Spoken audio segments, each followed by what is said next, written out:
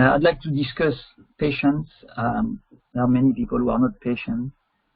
In that situation, it's going to be difficult to win because people who trade tend to be very impatient. They tend to follow the markets that will move fast because they want to make money fast.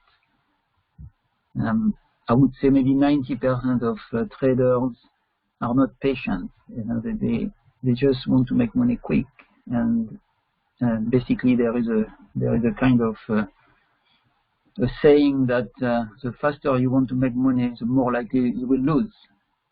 So I can explain why.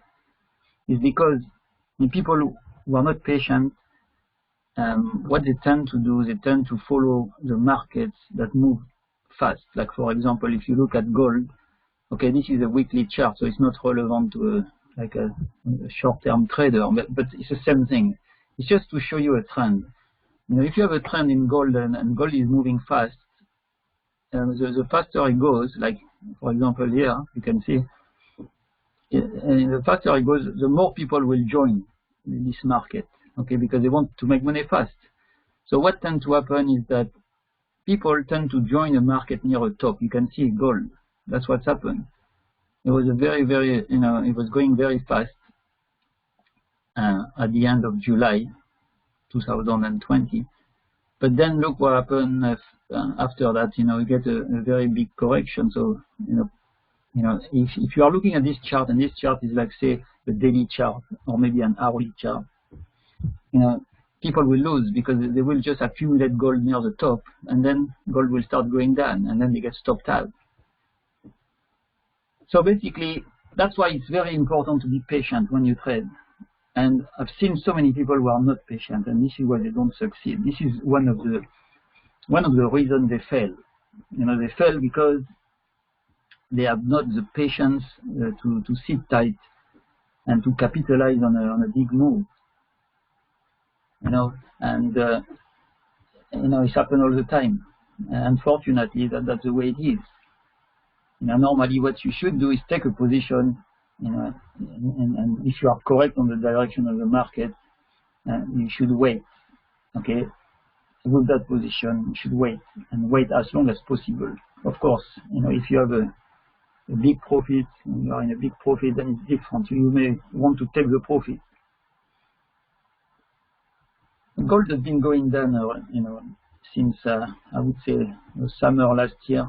It's been going down because bond yields have been rising. And if I go to the 10-year yield, here we can see that we got since I mean, it was yes, it was in August, the bottom of that wave, which is wave 2. You can see that move in the 10-year yield. I believe that this move is impulsive. It means that yields are going to go higher.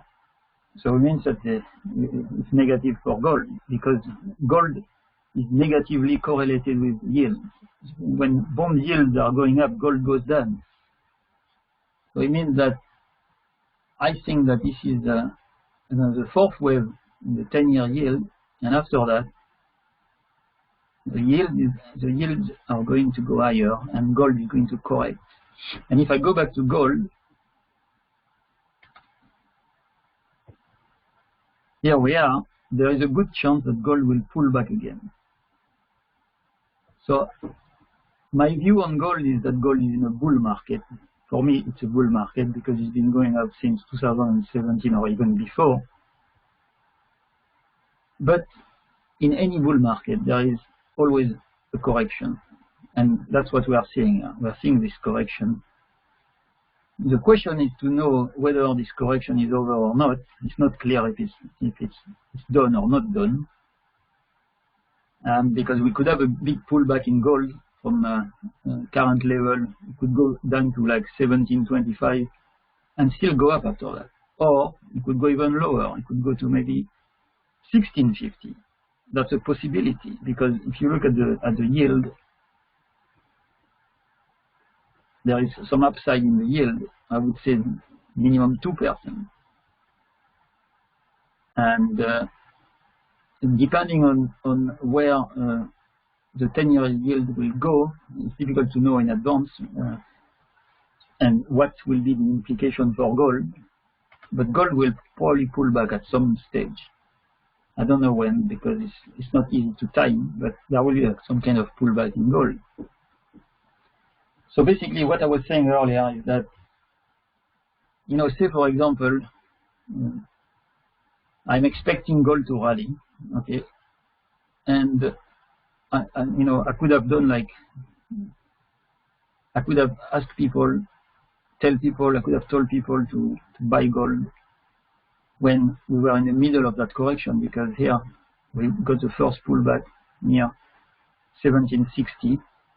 I could have said, you know, I could have said to people, okay, buy gold because gold is going to go up, and I am probably right. You know, gold will be higher in a month, 2 months, 3 months, who knows? But the point I was making earlier is that, you know, if I tell people to buy and gold goes down before going up like it did, you know, I can assure you that, you know, most people will not have the patience to sit tight and wait. They will just quit, you know, that position, because that's the way they are. You know, most people are not patient, and that's why I believe that is one of the biggest cause of failure is because they are not patient. Because as you can see, you know, at the moment the economy is restarting. That is negative for gold. That's why gold has gone down, because bond yields are going up. But there is also inflation, and when you take inflation into account, you know, in terms of you know, if you have high inflation and low growth, that's good for gold, because the bond yield may have to go up, but in fact, in real terms, they are going down, because if inflation is high, you have to deduct inflation from the yield. You know, a yield of 2% could be, in real terms, could be negative after inflation, and that is bullish for gold. And that's why I think gold is still in a bull market. It's just a question now is knowing where the pullback will end. That is more tricky, but if you are patient and you buy gold on pullback, you should be rewarded.